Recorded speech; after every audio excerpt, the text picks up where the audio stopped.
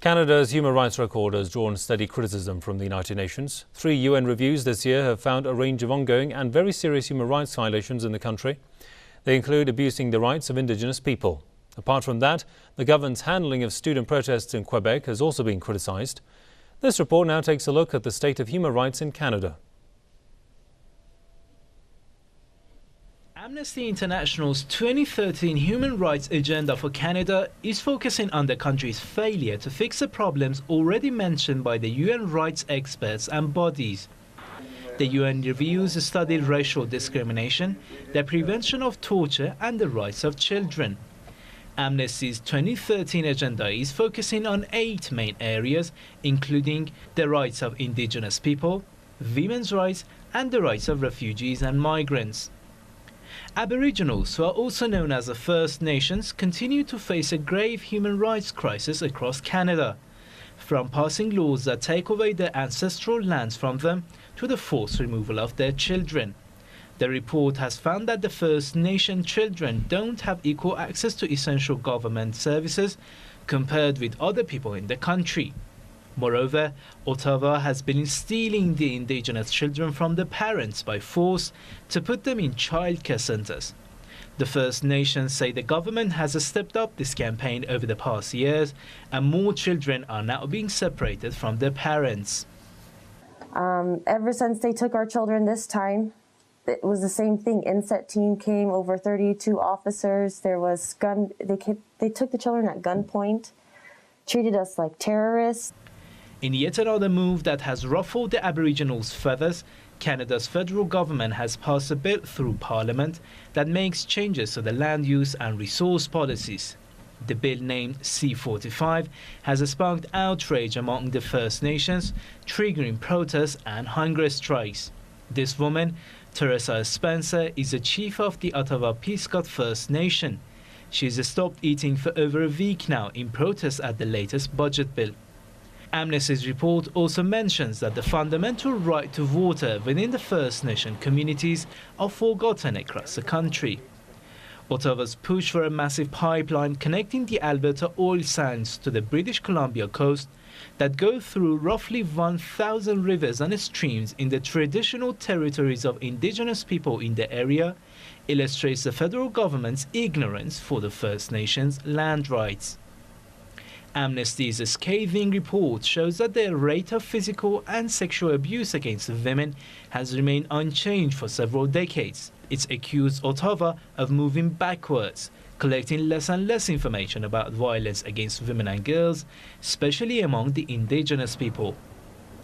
Refugees and migrants are also falling victim to unequal access to justice and are facing arbitrary detention across Canada. The report says that the government treats refugees differently according to the country of origin.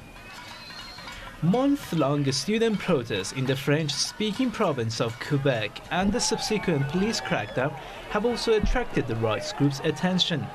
Heavy-handed policing tactics and mass arrests of students who protested against university tuition fee hikes are condemned and criticized by Amnesty International.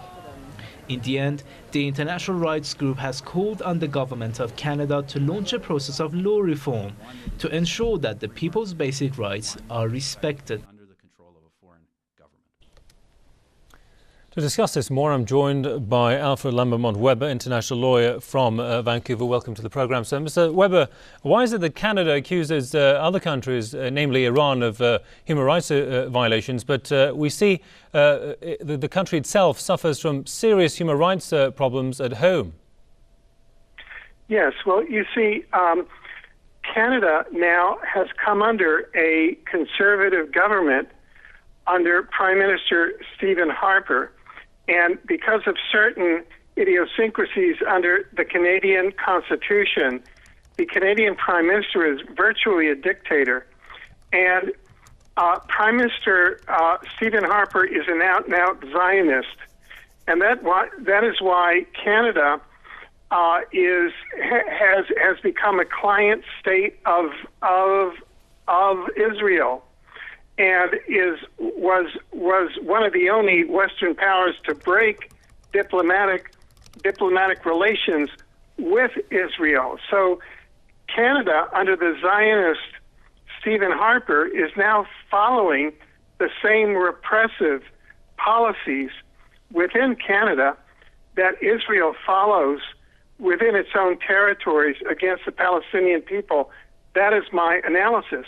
For example, just this week here in Vancouver, there was issued the inquiry by Attorney General Wally Opal of the Vancouver police handling of the Aboriginal missing women who were missing over 20 years. And these are a large number of women that were taken by a serial killer, Robert Picton, from the Lower East Side of Vancouver. And what the evidence showed is that since 1992, they had Robert Picton identified as the person who would take Aboriginal women out to his pig farm and kill them, slaughter them like pigs, and then put them through the meat grinding facility out there, and the police knew about it since then. And then we have, and I know about this as a journalist here, through Reverend Kevin Annett and a number of other witnesses, we have evidence, independent evidence, that, and this was given when a police informer was in Robert Picton's cell disguised as a fellow inmate, that at the Picton farm, the Vancouver police, along with the Hells Angels, were bringing prominent politicians there to have satanic rituals with the Aboriginal women and then killing them on film for snuff films. This is sort of the satanic rituals that have taken over Vancouver. Right. And to make it even worse, and this comes from the International Tribunal into Crimes of Church and State, in 1964, in Kamloops, British... Mr. Weber, the question is then, as a person who's been in the legal business for years, I presume, how much legal action has been taken to address such issues? Absolutely none. This is being taken up by citizens' tribunals here, such as the International Tribunal into Crimes of Church and State. And we have witnesses that the head of state of Canada in 1964, Queen Elizabeth Windsor, with her consort, came and took 10 Aboriginal children from the Aboriginal school in Kamloops, BC, and they were never seen again in their life. And we have Michael Coombs as a witness there. And that is coming now to the International Tribunal into Crimes of Church and State, and that is on video. This is the head of state of Canada. And so that is why Canada is doing it, because it is the ultimate Zionist state under the British Crown and under Israel. Right. Well, on that note, we'll have to leave it there. Many thanks to Alfred Lambremont Webre, international lawyer from Vancouver. Thanks for your thoughts there, sir.